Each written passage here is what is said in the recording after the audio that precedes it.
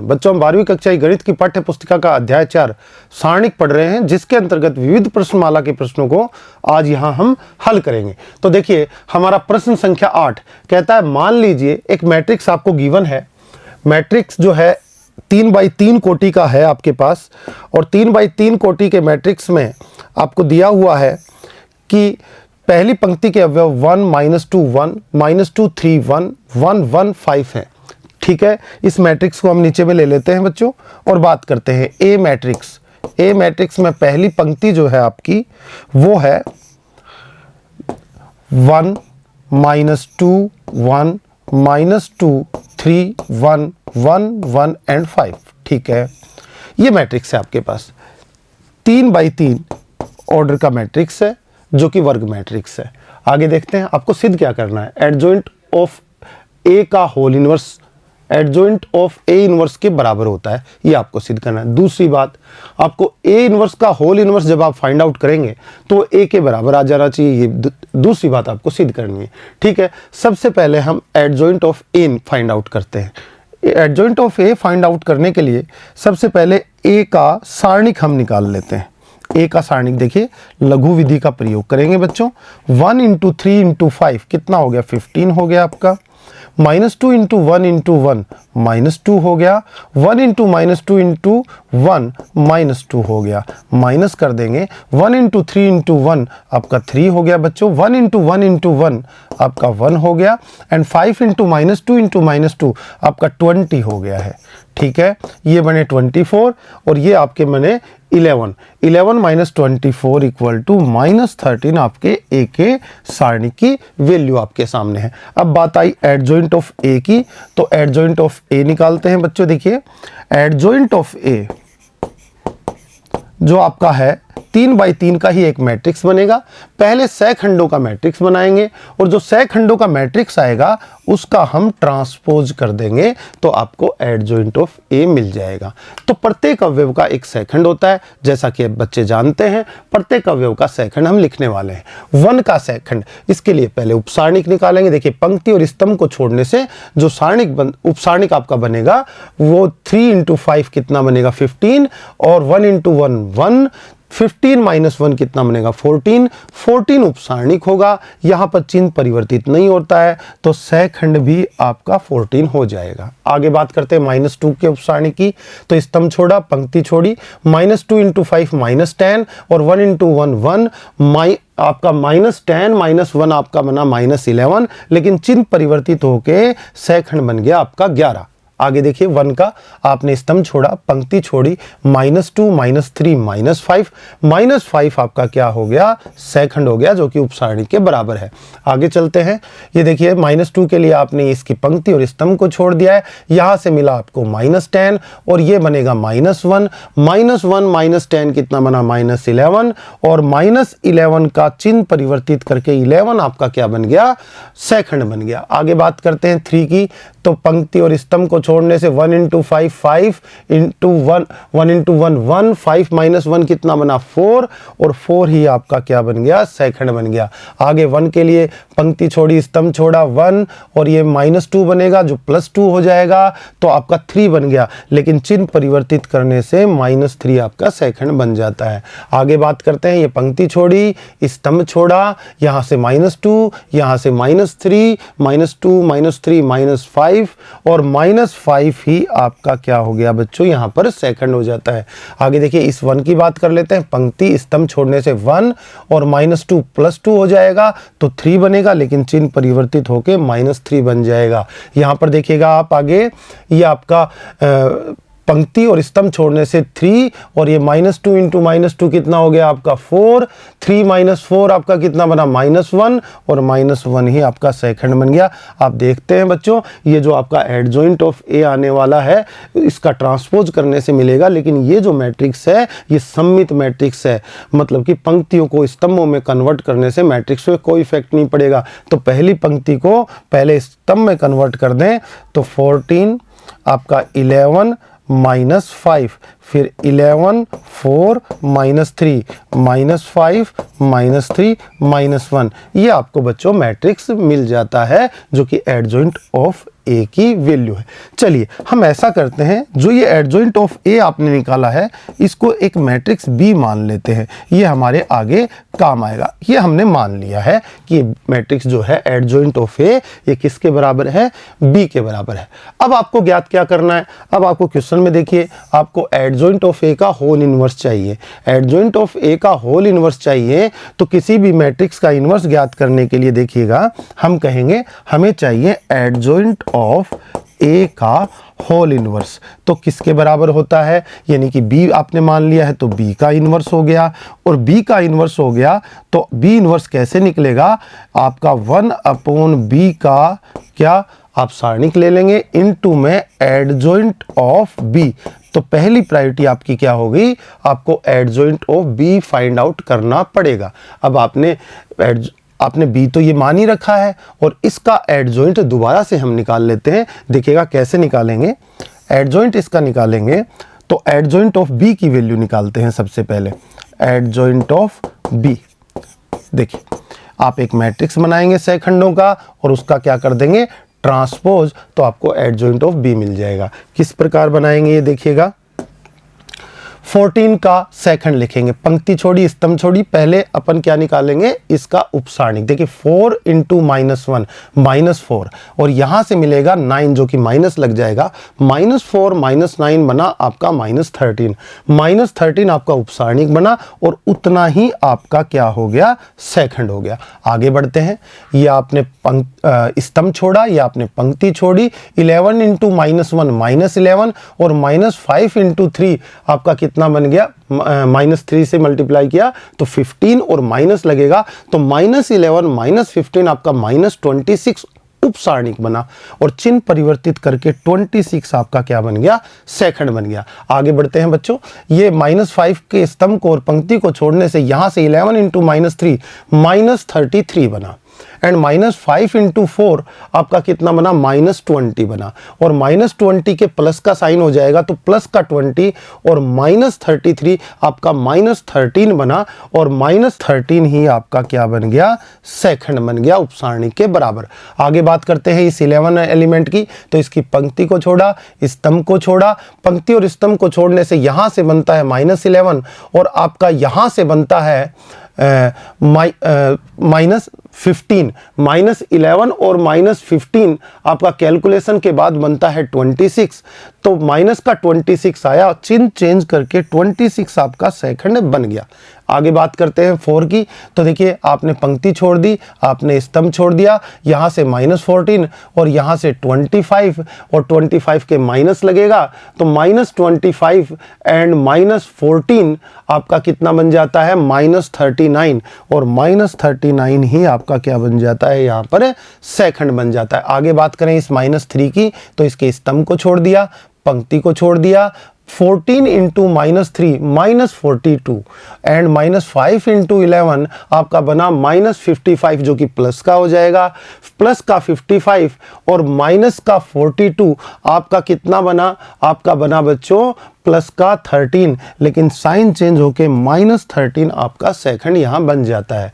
-5 की बात करें तो पंक्ति को छोड़ दिया, स्तंभ को छोड़ दिया, 11 इंटू -3 आपका -33 बना और 4 इंटू -5 आपका क्या बना, आपका -20 बना जो कि +20 हो गया, तो आपका -13 बना और -13 ही यहाँ पर सेकंड उपसारणिक के बराबर हो गया। -3 की बात कर लें, पंक्ति छोड़ी स्तंभ छोड़ा, 14 इंटू -3 -42 और 11 इंटू -5 -55 और माइनस को के आगे माइनस लगेगा तो प्लस हो जाएगा तो +55 होगा और माइनस का 42 होगा तो प्लस का 13 बना क्या उपसारणिक और चिन्ह परिवर्तित करके -13 आपका सेकंड यहाँ पर बन जाता है। आगे बात करें देखिएगा, ये आपने -1 के लिए आपने पंक्ति और स्तंभ को छोड़ दिया, 14 इंटू 4 56, 11 इंटू 11 121 यानी कि 56 -121 आपका -65 कैलकुलेशन के बाद सेकंड बन जाता है। तो इस तरह से आपने एडजॉइंट बी निकाला। आप देख पा रहे होंगे बच्चों, ये जो मैट्रिक्स है, ये आपको ट्रांसपोज के नीचे जो मैट्रिक्स दिया हुआ है ये सममित है, तो पंक्तियों को स्तंभों में कन्वर्ट करने से कोई फर्क नहीं पड़ेगा, सेम मैट्रिक्स आएगा। आपकी जो एडजॉइंट ऑफ बी का वैल्यू हो जाएगा -13, 26 -13। पहली पंक्ति को पहला स्तंभ लिखा, दूसरी पंक्ति देखिए 26 -39 और -13, और तीसरी पंक्ति -13 -13 और -65।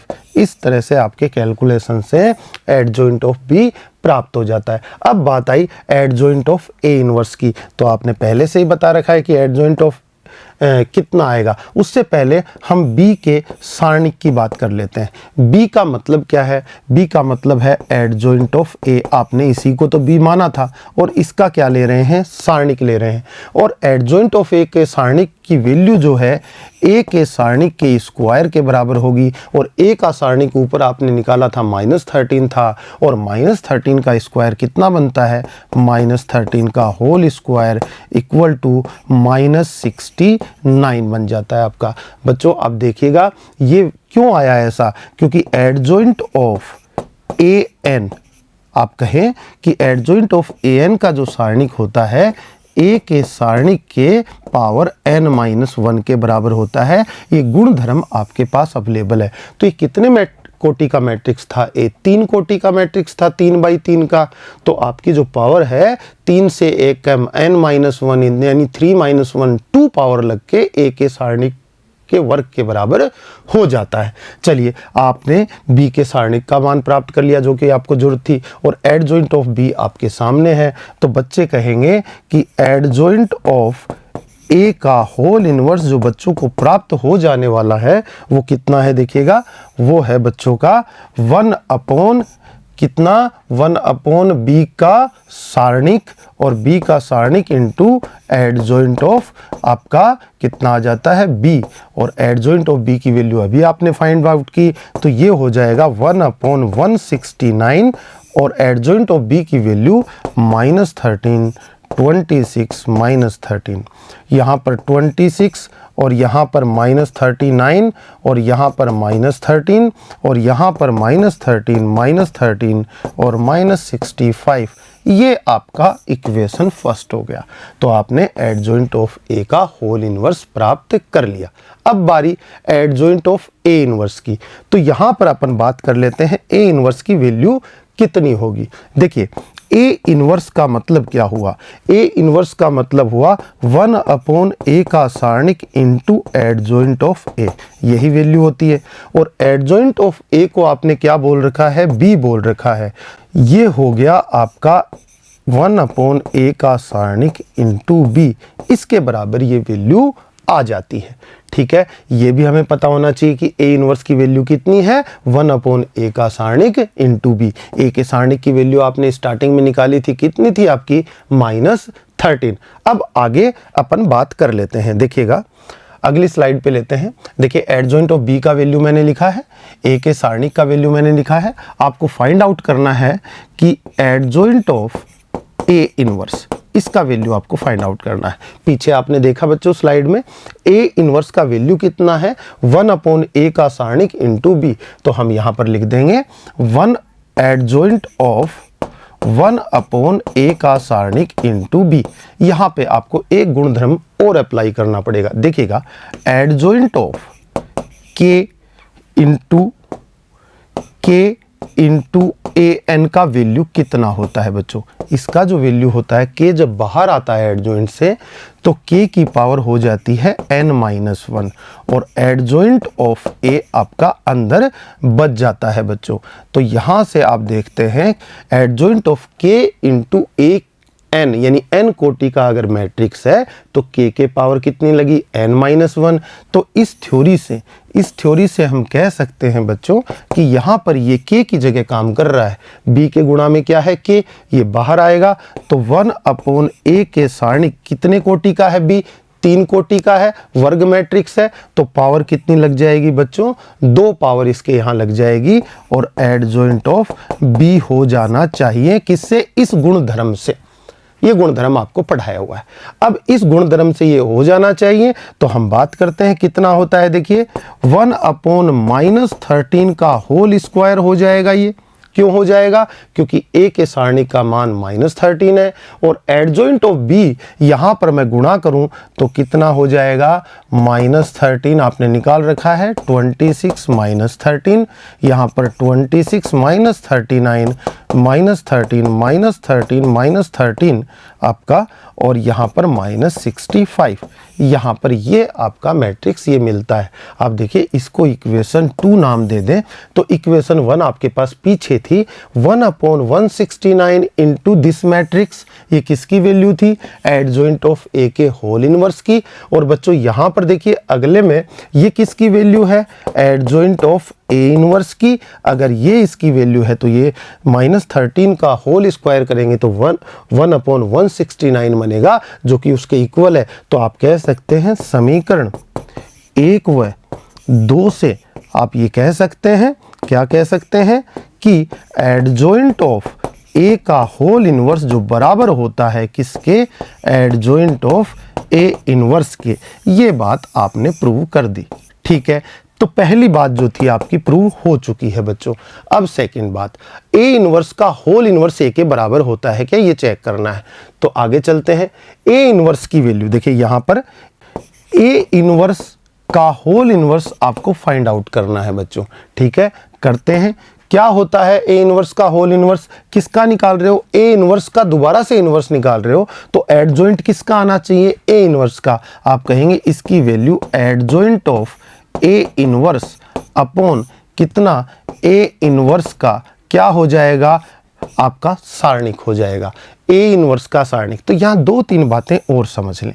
देखिए ए इनवर्स का जो सारणिक है बच्चों वो 1/a के सारणिक के बराबर होता है। ये आपने गुणधर्म पढ़ा हुआ है, इसको ध्यान रखें। यानी कि ए इनवर्स का सारणिक बराबर 1/a का सारणिक। इसको मैं यहाँ ले आऊँ और इसको उधर में ले जाऊँ क्रॉस मल्टीप्लिकेशन से, तो आप कह सकते हैं कि ए के सारणिक का मान determinant of A equal to one by determinant of A inverse. ये होता है गुणधर्म से। ठीक है, तो ए इनवर्स ये वैल्यू तो हम फाइंड आउट कर लेंगे। बात रही ए इनवर्स की। ए इनवर्स पीछे आपने फाइंड आउट किया था, क्या था आपका? 1/a का सारणिक इंटू बी। देखिए मैं आपको दिखा देता हूं, आपने पिछली स्लाइड में ए इनवर्स की वैल्यू फाइंड आउट की थी। यहां पर देखिएगा A inverse equal to 1/a का सारणिक इंटू एडजॉइंट ए, और एडजॉइंट ए की वैल्यू आपने कितनी बता रखी है? बी बता रखी है। तो ये क्या हो गया? 1/a का सारणिक इंटू बी। तो हम ये वैल्यू यहां पर पुट कर देंगे। तो देखिए आगे चलते हैं। आप कहेंगे ए इनवर्स का होल इनवर्स इक्वल टू हो जाना चाहिए, इसकी वैल्यू यहां से निकाली तो ए का सारणिक ऊपर चला जाएगा, मल्टीप्लाई में आपका एडजॉइंट ऑफ ए इनवर्स की वैल्यू रखेंगे 1/a का सारणिक इंटू बी। यहां पर ये वैल्यू पुट कर देंगे।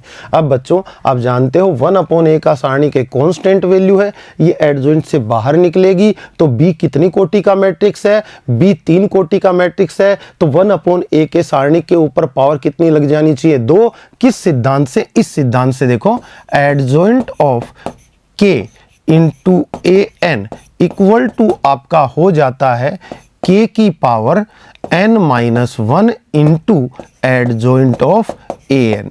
ये आपकी पहले भी आपको अभी बताया गया था। इस सिद्धांत से हम 1/a के सारणिक को बाहर निकाल लेंगे। तो देखिए वैल्यू कितनी होगी?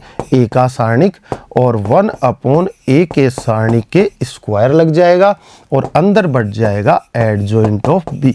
ठीक है, इसकी आगे बात कर लेते हैं। एडजॉइंट ऑफ बी आपने ऊपर निकाल रखा है, ये वैल्यू हो गई 1/a का सारणिक क्योंकि कट गया, और एडजॉइंट ऑफ बी की वैल्यू ऊपर से आप लेंगे तो -13, 26 आपका -13 और आपका यहाँ पर 26 -39 -13 -13 और यहाँ -65 आपकी ये वैल्यू एडजॉइंट ऑफ बी की वैल्यू है, जो कि आपने पीछे प्राप्त की थी। आप देखना चाहें तो ऊपर देख सकते हैं बच्चों, ये वैल्यू आपकी आती है। ठीक है, अब आगे बढ़ते हैं। 1/a के सारणिक का मतलब हुआ -13। ठीक है, और मैट्रिक्स से आपका -13, 26 माइनस 13, 26 माइनस 39, यहाँ पर minus 13, minus 13, minus 13 and minus 65। आगे बात को बढ़ाते हैं बच्चों। आगे देखिए वैल्यू कितनी आएगी। माइनस 13 को यहाँ सब एलिमेंट्स को डिवाइड कर देते हैं, क्योंकि ये जो बाहर वाली वैल्यू है हर एलिमेंट से मल्टीप्लाई होगी। ये आपका मैट्रिक्स का गुणधर्म है। अब गुणधर्म है तो यहाँ कितना आएगा, देखिए माइनस 13 को माइनस 13 से डिवाइड करोगे 1 हो जाएगा। यहाँ पर माइनस 13 से 26 को डिवाइड करोगे आपका माइनस का 2 हो जाएगा। यहाँ पर आपका 1 हो जाएगा, यहाँ पर माइनस 2 हो जाएगा, यहाँ पर आपका प्लस का 3 हो जाएगा, यहाँ पर आपका प्लस का 1 हो जाएगा। और आगे चले तो यहाँ पर 1, यहाँ पर 1 और यहाँ पर कितना हो जाएगा 5 हो जाएगा। ये आपका ए मैट्रिक्स है बच्चों। आप देखना चाहें तो अपने क्वेश्चन में देख सकते हैं। देखिएगा आपका जो क्वेश्चन था यहाँ पर ए मैट्रिक्स की वैल्यू कितनी है, 1 माइनस 2 1 माइनस 2 3 1 1 1 5, ये वैल्यू आपके पास आती है। तो आपकी जो वैल्यू आई है 1 माइनस 2 1 माइनस 2 3 1 1 1 5, ये किसके इक्वल आई, ए के इक्वल आई। तो आपने क्या प्रूव किया, आपने प्रूव किया कि जो ए इनवर्स का होल इनवर्स है बच्चों वो ए के इक्वल हो जाता है। इस तरह से आप इस क्वेश्चन को कर सकते हैं स्टूडेंट्स। अगला क्वेश्चन लेते हैं। देखिएगा क्वेश्चन नंबर 9 में देखिए बच्चों आपको एक सारणिक दिया गया है जिसे मैं डेल बोल देता हूं कि माना कि डेल सारणिक है। अब डेल का मान आपको प्राप्त करना है। तो मैं देख पा रहा हूं कि x y जुड़ेंगे तो बनेगा 2 इंटू एक्स प्लस वाई। यहाँ पर देखिए y x इन सब को जोड़ेंगे तो 2 इंटू एक्स प्लस वाई। यहाँ पर x y जुड़ेंगे तो 2 इंटू एक्स प्लस वाई। अगर पूरे कॉलम इस पहले कॉलम में हर जगह पे 2x प्लस वाई होगा तो वो कॉमन आ जाएगा। कॉमन आएगा तो 1 1 1 आपको दिखाई देगा और 1 1 आपको दिखाई देगा तो आप किन्हीं भी दो 1 को 0 बना सकते हैं तीसरे की सहायता से। इस तरह से फिर हम उसका प्रश्न कर देंगे और इस सारणी का मान प्राप्त कर लेंगे। ऐसा क्वेश्चन देखकर पता लगता है कि हम किस तरह से कर सकते हैं। तो पहला गुणधर्म अप्लाई करते हैं कि C1 को चेंज कर देते हैं C1 plus C2 plus C3 से। तो डेल का वैल्यू क्या हो जाएगा, देखिए ये जब C1 C2 C3 जोड़ेंगे तो सब जुड़ के यहाँ बन जाएगा 2 इंटू एक्स प्लस वाई। यहाँ पर भी बन जाएगा 2 इंटू एक्स प्लस वाई और यहाँ पर भी 2 इंटू एक्स प्लस वाई। आपने C1 को चेंज किया है। C2 और C3 में जो वैल्यूज़ हैं वो रखी जाएंगी। तो y x plus y x, y x plus y और x, यहाँ पर x प्लस वाई x और y, आपकी ये वैल्यूज़ आ जाती हैं।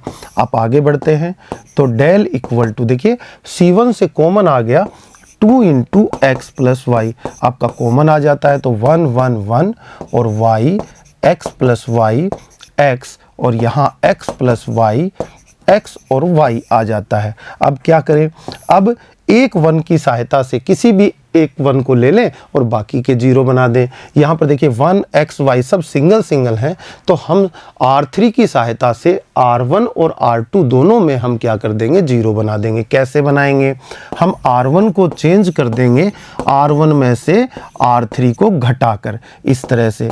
इसी प्रकार R2 को भी चेंज कर देंगे R2 में से R3 को माइनस करके। तो del equal to 2 into x plus y multiply में देखिएगा 1 माइनस 1 आपका यहाँ पर 0 बन जाता है और आपका x y में से ये x माइनस होगा तो y माइनस x हो जाता है और x प्लस y में से y माइनस होगा तो आपका y कट के x आ जाता है। अब R2 में से R3 को घटाते हैं, 1 माइनस 1 यहाँ पर 0 बन जाएगा, x घटेगा तो यहाँ y बच जाएगा और यहाँ से x में से y माइनस हो जाएगा। यहाँ पर 1 x और y आपका बच जाता है बच्चों। अब आगे बात करें तो देखिएगा क्या बनेगा, del equal to 2 into x plus y यहाँ पर है। अच्छा, अब हम क्या करने वाले हैं, प्रसरण। देखिए किसके अनुदिश, जिसमें मैक्सिमम 0 हो तो C1 के अनुदिश हम प्रसरण कर देते हैं, अनुदिश प्रसरण। और यहाँ ऐसा प्रश्न करेंगे तो ये 1 जो एलिमेंट है ये गुणा में आ जाएगा और इसके गुणा में इसका उपसारणिक होगा। उपसारणिक कैसे निकलता है, इसकी पंक्ति और स्तंभ को छोड़ने से बना y minus x x y और एक्स माइनस वाई, इस तरह से। तो del equal to 2 into x plus y, और यहाँ पर क्या बनता है देखिएगा, y को x से गुणा करेंगे कितना बनेगा एक्स वाई, y को इस y से करेंगे minus y square, minus x को इस माइनस, तो यहाँ minus x square, minus x को माइनस y से तो प्लस एक्स वाई, और ये x और y गुणा करके घट जाएंगे। तो आप देख रहे हैं ये दोनों आपस में कट जाएंगे। इसमें से मैं माइनस कॉमन निकाल लूँ तो डेल इक्वल टू देखिए क्या आ जाता है बच्चों, माइनस 2x प्लस वाई, और अंदर में बच जाता है x square minus x y plus y square आपके पास हो जाता है। अब हम क्या करें, x plus y A plus B multiply में A square minus A B plus B square का फॉर्मूला क्या होता है आपका होता है A cube plus B cube. तो यहाँ पर आप कर देंगे del equal to minus 2x cube plus y cube, जो कि आपका आंसर हो जाता है स्टूडेंट्स। इस तरह से बच्चे इस क्वेश्चन को कर लेंगे। अगला देखिएगा क्वेश्चन नंबर 10, इसका सारणिक का मान ज्ञात कीजिए। आप देख रहे हैं बच्चों यहाँ 1 है, यहाँ y है। अगर ये 1 और y ऊपर में 1 और y से घट जाए तो 2 जीरो मिल जाएंगे R1 के अंदर, और फर्स्ट रो में आपको मैक्सिमम जीरो मिलने से आप उसके अनुदिश प्रसरण करके इसका मान निकाल लेंगे। एक ही आपका गुणधर्म इसका सॉल्यूशन दे देगा। तो इसको सबसे पहले हम डेल मान लेते हैं, फिर क्या अप्लाई करते हैं कि R1 को चेंज कर दें R1 माइनस R2 से। तो देखिएगा आपका डेल कितना बन जाता है बच्चों, 1 minus 1 0, x plus y x में से जाएगा तो यहाँ माइनस वाई, और y माइनस वाई 0, यहाँ 1 x प्लस वाई और y 1 x और x प्लस वाई, ये बन जाता है। आगे हम बोले कि R1 के अनुदिश प्रसरण, ठीक है, R1 के अनुदिश प्रसरण करते हैं बच्चों। तो डेल इक्वल टू देखिएगा क्या बनेगा, डेल इक्वल टू, ये देखिए इसका साइन प्लस होता है, इसका माइनस, तो माइनस और माइनस वाई पहले से है तो माइनस माइनस प्लस हो जाएंगे, साथ में इसका उपसारणिक गुणा होगा। तो ये आपने स्तंभ छोड़ा, ये पंक्ति छोड़ा, तो 1 यहाँ से मिलेगा y, ये 1 और x प्लस वाई मिल जाएगा। डेल इक्वल टू आगे जो आपका आएगा देखिएगा, equal to minus minus plus, ये y हो गया, यहाँ से x प्लस वाई और यहाँ से माइनस वाई, तो यहाँ से आपका y से y कट के कितना आ जाएगा xy। तो इस तरह से आपका ये आंसर इसका जो आएगा वो xy हो जाएगा। आज के लिए इतना ही बच्चों, धन्यवाद।